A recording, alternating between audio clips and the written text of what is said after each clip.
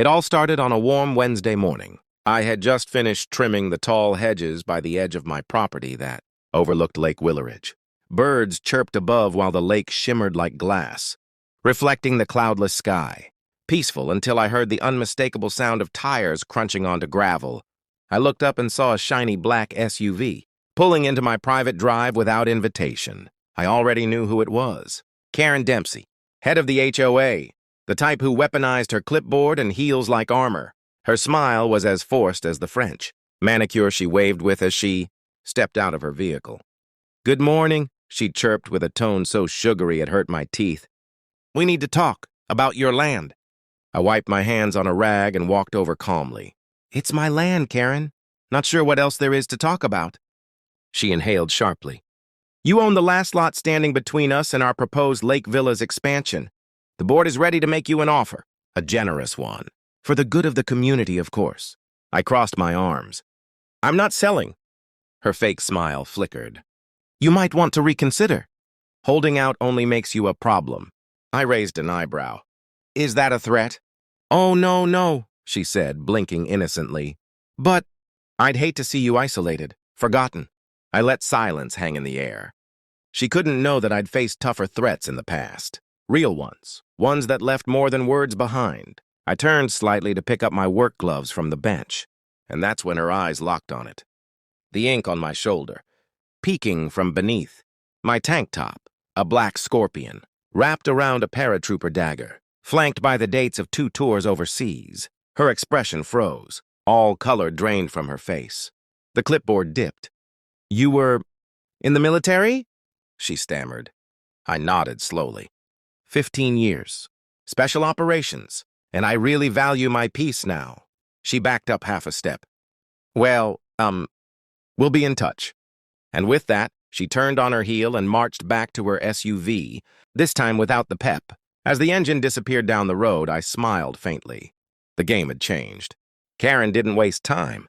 Within 2 days of her frozen stare at my tattoo, the HOA dropped a certified letter in my mailbox. It was wrapped in that smug legal language they love so much. "Failure to maintain landscaping within neighborhood standards," it read. "Excessive noise from power tools. Suspicious construction without permit." I almost laughed. My property was outside the HOA boundary. The only reason they even cared was because it sat between their high-end lake villas and unobstructed lake access.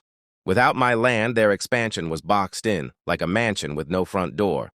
I walked down to City Hall that afternoon, just to make sure everything on my end was squeaky clean. Turns out I wasn't the first person they'd tried this game with.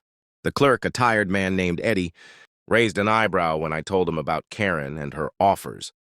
"She's been trying to muscle people off that shoreline for 2 years, he said. "Some sold. Most regretted it.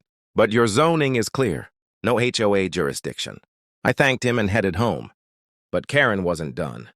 That weekend, I found a group of surveyors walking along the edge of my woods. One of them was marking trees with neon tape. I stepped outside. "Hey, this is private property." A tall guy in an orange vest looked up. "We were told this lot was part of the HOA expansion. Karen Dempsey signed the clearance." "She doesn't own it," I snapped. "I do, and you're trespassing." He stammered an apology and packed up fast. They drove off like they had just poked a sleeping bear, which, honestly, they had. Later that night, I heard a knock. I opened the door to find Karen standing there again, but her mask of charm had slipped. Her arms were crossed, jaw tight. "I don't think you understand how many people are counting on this project," she said coldly. I leaned against the doorway. "I don't think you understand. I'm not selling." She stepped closer. "Do you even know what you're holding on to? The HOA is backed by developers. We're talking about a multi-million-dollar resort vision." I shrugged. "Good for them. But that's their vision, not mine." Her eyes darted to my shoulder again, as if the scorpion tattoo still unsettled her. And maybe it did. Or maybe she just wasn't used to someone telling her no. "This isn't over," she said before storming off. I watched her taillights fade into the night. It definitely wasn't over. The following week, things went from aggressive to downright petty. First, I noticed my mailbox had been knocked slightly off its post. Then, a for sale sign mysteriously appeared at the edge of my lawn with Karen's contact number on it. That's when I knew they'd crossed from persuasion into psychological warfare. I pulled the sign out, snapped it in half, and tossed it in the fire pit behind my cabin. It crackled like dry kindling, fitting for the kind of games Karen was playing. But then it got worse. A black SUV returned, not Karen this time, but a man in a gray suit with a clipboard. He introduced himself as Douglas Hall. "I represent the Willeridge Development Group," he said smoothly, like he practiced that line in the mirror. "I'm not selling," I said before he could get comfortable. He chuckled. "It's not about selling anymore. It's about compliance. You've become an obstruction to a project that has the city's interest. We could go through eminent domain procedures." I cut him off. "I know my rights and my property lines. I'm a war veteran, not some recluse you can steamroll." That made him pause. "Veteran, huh?" I nodded slowly. "And I've been more than patient." He stared at me for a long moment, then turned and left. No handshake, just a muttered, "You'll regret this," as he stepped into the car.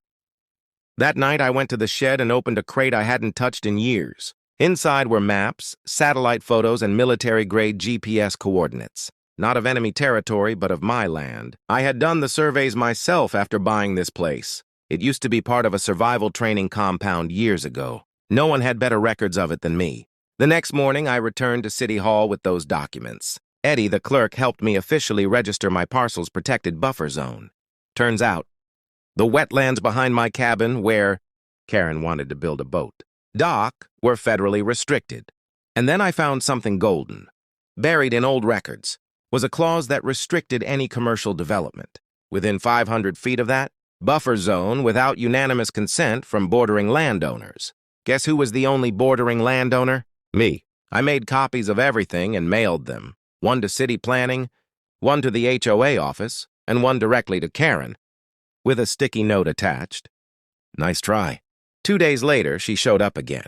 This time not in heels, not with fake charm. Just standing there, arms stiff, her expression blank. But when she saw me walk out with a tank top again, tattoo visible, files in hand, she didn't say a word. She just stood there, frozen. Karen didn't speak right away. Her eyes flicked between the tattoo on my shoulder and the file in my hand, thick, with records, zoning maps, and her worst nightmare, legally documented proof that I wasn't just refusing to sell. I was untouchable. "I assume you got my package?" I said calmly. She nodded stiffly. You went digging." I just reminded the city what they already knew, that this land isn't for sale, it isn't for development, and it sure as hell isn't under your authority. Her lips tightened. "You know what you're doing. You're being vindictive." I almost laughed. "No, Karen, I'm being thorough. There's a difference." She stepped forward, lowering her voice like she was still clinging to control. "If this expansion fails, it's not just me who loses.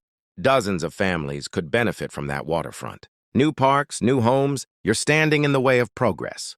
"Progress?" I echoed. "You mean turning the lake into a private playground for the HOA elite while driving out anyone who doesn't fit your brochure. Image of perfect community life?" Her silence told me I was right on the mark. I looked at her, really looked. Under all the perfume, the pearls, and the posture, she was scared. Not of me, not of the tattoo, but of losing. Because people like Karen don't just hate resistance. They fear it. "I bought this land because I wanted peace," I continued. "Because after years in places you can't pronounce, all I wanted was quiet, nature, freedom. And you thought a clipboard and a condo plan would scare me into giving that up?" Her voice cracked. "You can't keep this going forever. We'll find a way." I smiled. "You already lost, Karen. Your developer's timeline is toast. You can't build within 500 feet of protected wetlands, and you can't force me to sell. Not unless the federal government changes its rules, and good luck with that."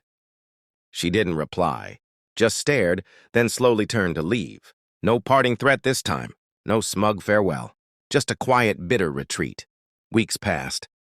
No more letters, no surveyors. The HOA's plans stalled, then quietly vanished from the community board. I heard through Eddie at City Hall that the developers had pulled out entirely. No unanimous consent meant no funding, no permits, and my land, still mine, still wild, still free.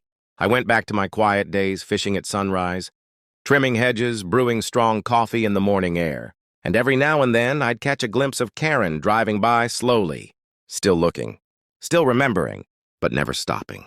Because sometimes, a tattoo says more than 1,000 words.